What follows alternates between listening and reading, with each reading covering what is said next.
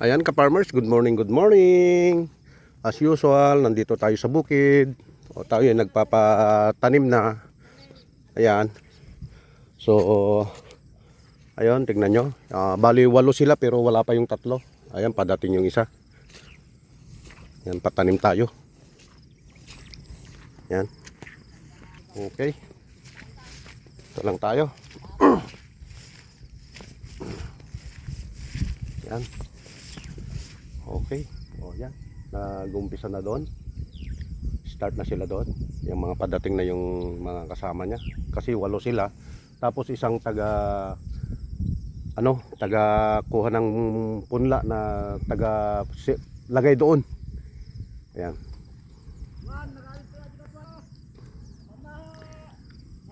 Ayan. Oh, 8 sila pero ito, 5 pa lang nandito. Ito pang-6. Yun. Yung magkukuliglig, ayun, itutuloy nila yung hindi nila natapos kahapon. So, ang mangyari nito, 1.5 araw to. Kasi kalahating araw na lang yan eh. Mga 3 oras na lang siguro titirahin yan yung natira eh. Pero including pa rin na 1.5 araw.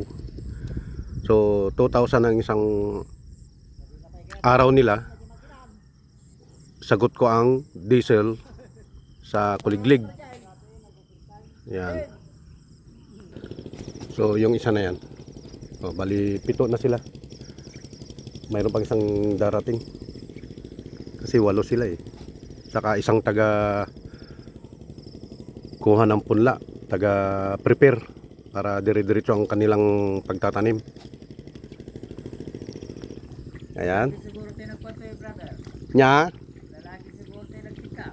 Babae, 5 nga babae ti nagsika.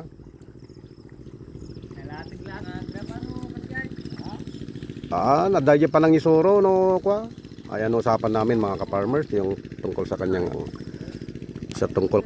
anak na lalaki mula nung natuto ng manigaryo daw.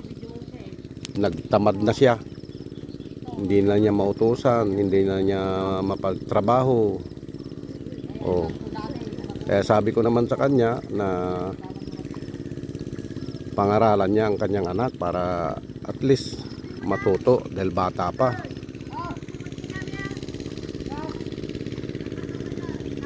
Yan, ito na siguro yung isang kasamaan nila. So, okay, kompleto na sila. Bali, 8 na. Ayan.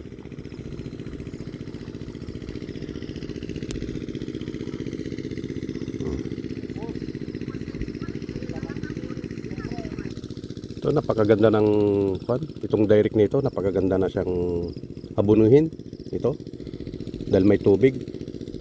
So yun, magpipilapil ako doon 2. So hindi ko nadala yung babalik ako mamaya, kukuha ako ng sako at saka yung pala para lalagyan namin ng pilapil yun.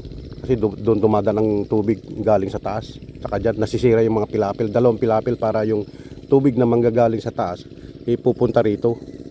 Yan, para masuportahan ang tubig pag in case na wala ng ulan. Kasi matubig lang ngayon dahil nga dala ng bagyo.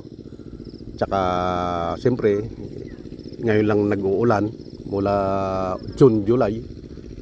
Yan, katapusan ngayon August na siya, mag-August na. So ito na po yung ulan na inaantay natin kay Lord. So tuloy-tuloy na. Kaya dito tayo. Ayan. So mas maganda pa rin talaga yung ang pagtatanim mo talagang nakatanim na gaya nito kaysa direct. Kung hindi na i-timing sa direct, medyo mahirap sa direct. Dahil ang direct minsan kunti lang ang gastos, pero ang kalaban mo naman pag nagkaroon na siya ng damo, nauna na yung damo kaysa yung palay kasi nga walang tubig. Kaya nakakabulo yung mga damo kahit na spray ka ng spray. Kasi nangyari yung binubukit ko dun sa bud, mga ka-farmers, na nag-double direct ako dun. Talagang sinacrifice ko na pinatay yung una kong direct. Tapos nag-spray ako ng pandamo. Kaya nung namatay yon, tinira uli namin ng panibagong direct. Kaya ngayon maganda na doon, magandang kalagayan doon. Ang problema ko na naman ngayon doon, yung may sprayan uli ng pamatay damo. So hindi pa ako nagpa-spray doon, dapat na-sprayan na ngayon doon eh. Kaso inuuna ko muna dito kasi napakaluwag. Biglaan nito kasi mga ka-farmers, 4 hectares. So sayang. Sayang kaya sinolo ko ito. Kaya biglaan natin. Pero ang ganda ng mga direct niya dito, malinis. Hindi tulad doon sa bud na napakakapal. Hindi mo makita ito yung dinirect ko doon sa bud na halos 3 hektarya din doon. Makapal. So ito maganda-ganda ito kaysa naman doon. Saka dito mayroon tayong makukuhanan ng source of tubig. Doon saudulan lang. Pag natapos ang saudulan, kung wala nang tubig din sa kanyang pinitak. Di tulad dito talagang na-stack ano. Ganda. Kita nyo mga ka-farmers, diskarte lang sa buhay. Mahirap ang trabaho sa bukid. Pakahirap dahil mahal na lahat. Kita mo ang magbubunot ng punla 500, merindahin mo siya ng sa tanghali ay sa umaga at sa hapon. Ganito rin dito 500 kung arawan, pamirindahin mo rin ng 2 beses, mamaya at saka hapon. Ayan, so mabigat, 500 din, mabigat ang gastusin mga ka-farmers. Kaya hindi biro, kailangan pag nagtanim ka talaga, pukusan mo. Hindi basta tanim ka lang ng tanim.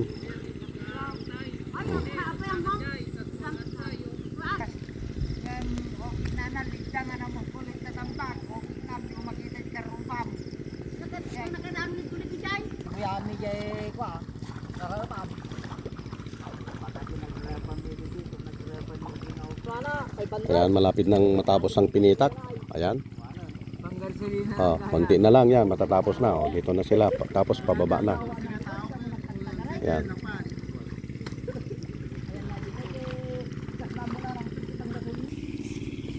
Yan, pupunta natin yung nagkukuliglig.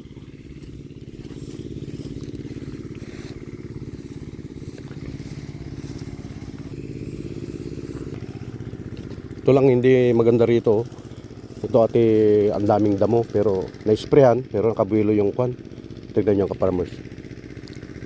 Ito lang hindi maganda. Yan, yung kwan na yan. Mga pinitik na yan sa 2, 3. Ito 4, 5 doon. Dahil ito, tignan nyo ang itsura oh. Maraming tulaw-tulaw kaya pati yan tatamnan ko rin yan, mga pagitan yan. Oh, ito, ganito rin dito. Yan, isa rin pa rin yan pala. Ito maganda-ganda. Saka ito maganda-ganda. O gaya nito, yan mga tatamnan ko yan. Yan mga spot na yan oh. Tingnan nyo ka-farmers. Yan. Saka ito medyo hindi rin maganda dito banda, pero doon maganda. Okay lang, balance lang yan. Pero ilan? 1, 2, 3, 4, 5, 6 na pinitak dito ang hindi maganda. Saka parang may isa pa doon kanina. Doon.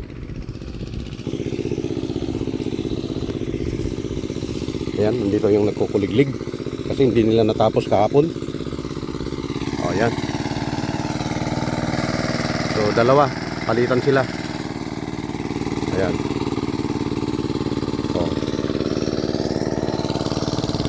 Hanggang doon. So 3 pinitak. Hanggang doon. Ayan. So kita nyo itong mga katabi mga ka-farmers dahil nauna ito na itinanim. Yan, ang gaganda na oh. Ang gaganda na.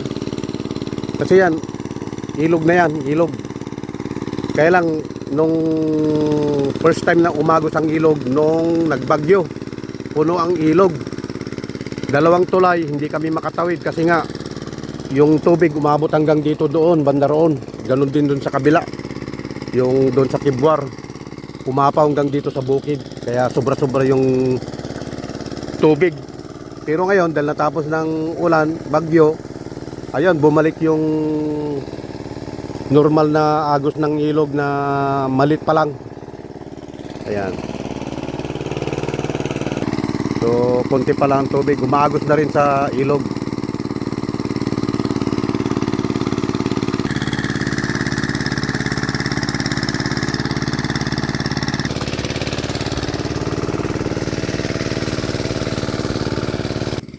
Ayan, balik tayo sa bahay. Kukunin natin yung mga merinda nila.